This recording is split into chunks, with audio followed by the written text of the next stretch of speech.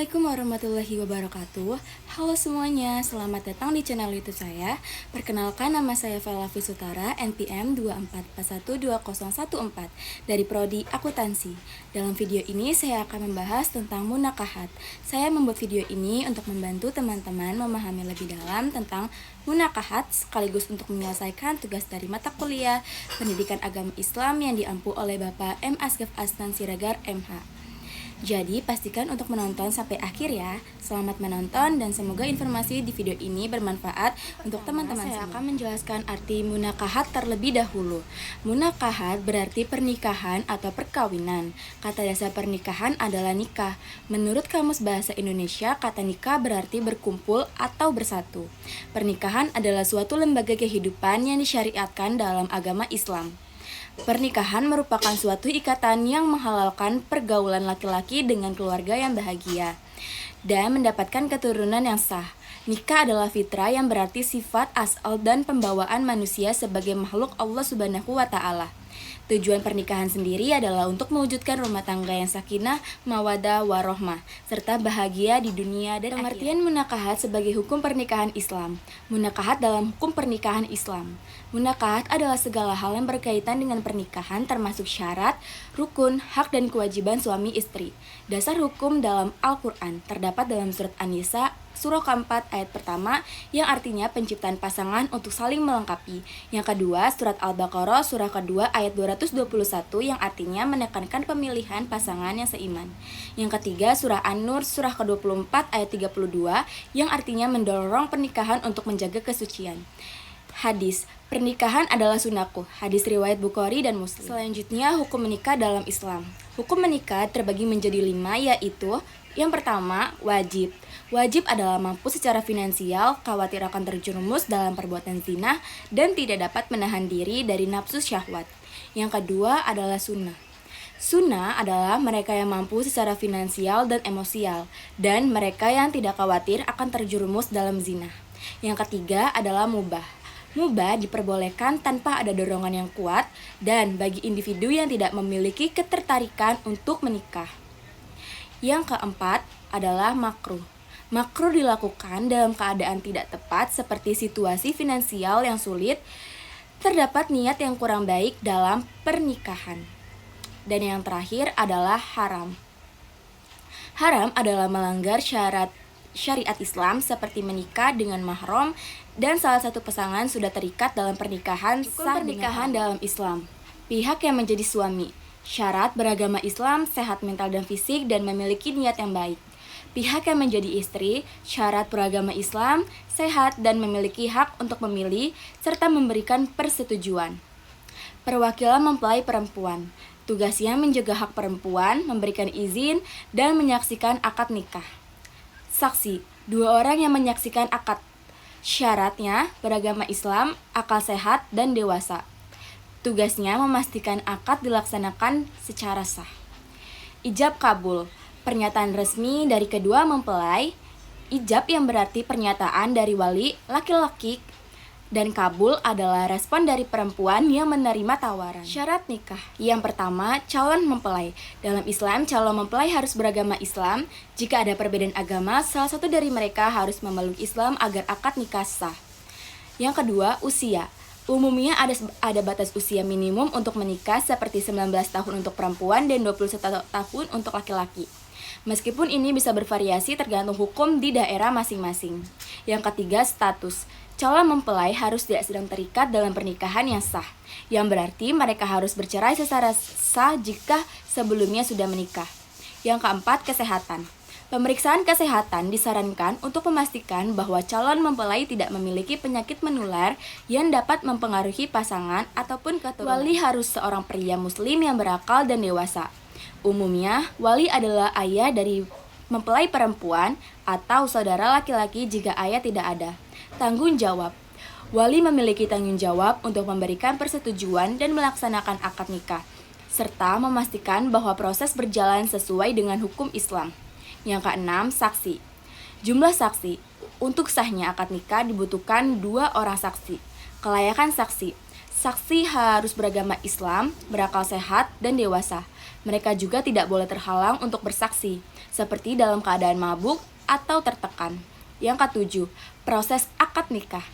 Akad nikah adalah momen di mana wali menyerahkan mempelai perempuan kepada mempelai laki-laki di hadapan saksi. Yang ke-8, ijab kabul. Ini adalah pernyataan tegas yang diucapkan oleh wali dan calon mempelai laki-laki yang menunjukkan kesediaan untuk melangsungkan tujuan pernikahan dalam Islam. Yang pertama, melanjutkan keturunan. Memiliki anak sebagai anugerah yang dihargai. Anak-anak sebagai amanah bagian dari ibadah. Keluarga harmonis menciptakan lingkungan baik untuk perkembangan anak. Yang kedua, kebutuhan biologis. Memenuhi kebutuhan fisik dan emosional secara halal. Hubungan suami istri yang sah dan diberkahi. Menjalani kehidupan seksual yang sehat dan bertanggung jawab. Yang ketiga, ketenangan hidup.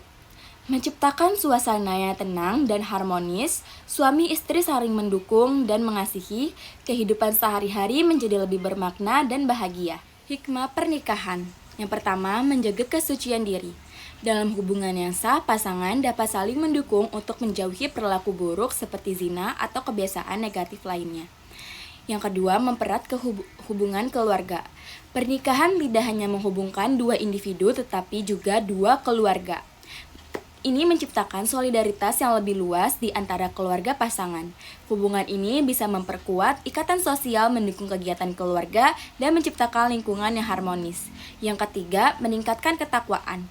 Pernikahan memberikan dukungan moral dan spiritual yang penting antara pasangan dan berbagai nilai-nilai agama dan kepercayaan pasangan dan dapat mengingatkan untuk tetap taat dan mendekatkan diri kepada Allah Subhanahu wa Ta'ala. Kesimpulannya, pernikahan lebih dari sekadar ikatan formal, ia merupakan perjalanan yang membawa manfaat besar bagi individu, keluarga, dan masyarakat. Dengan menjaga kesucian diri, mempererat hubungan keluarga, dan meningkatkan ketakwaan. Pernikahan berperan penting dalam membangun kehidupan yang harmonis dan bermakna.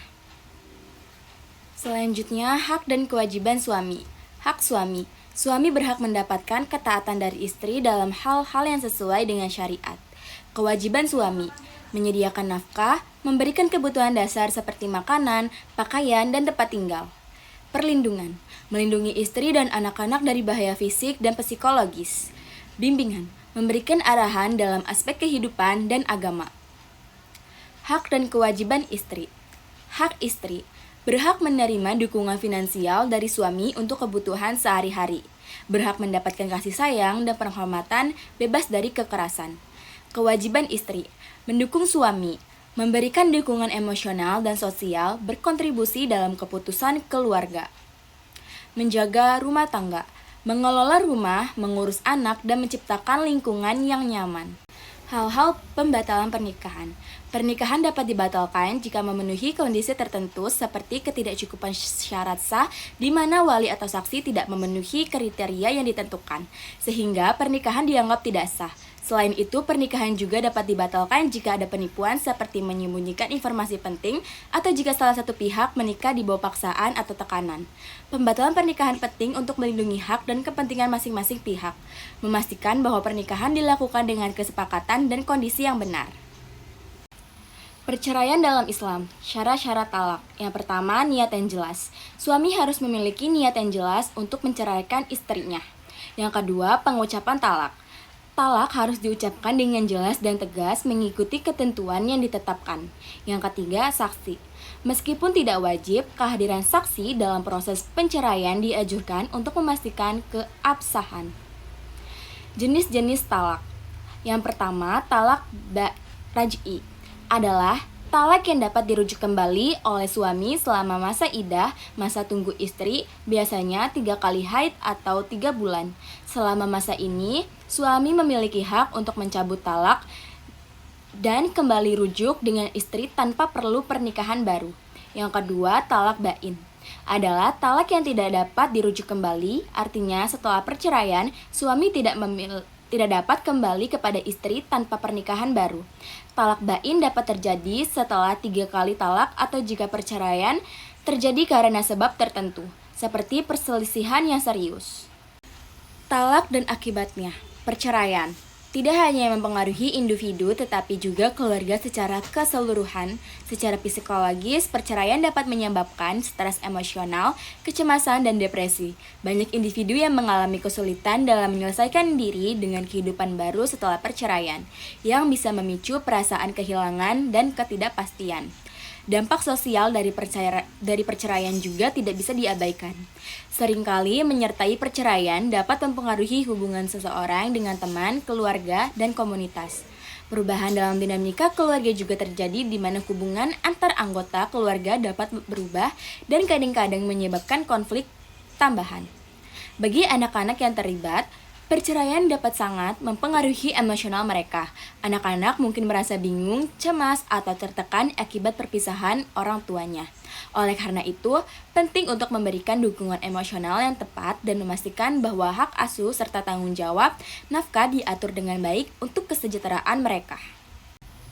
Oke, kesimpulan yang kita dapat dari materi sebelumnya adalah memahami hukum munakahat sangat penting dalam kehidupan umat Islam karena hukum ini mengatur aspek-aspek pernikahan termasuk hak dan kewajiban suami istri.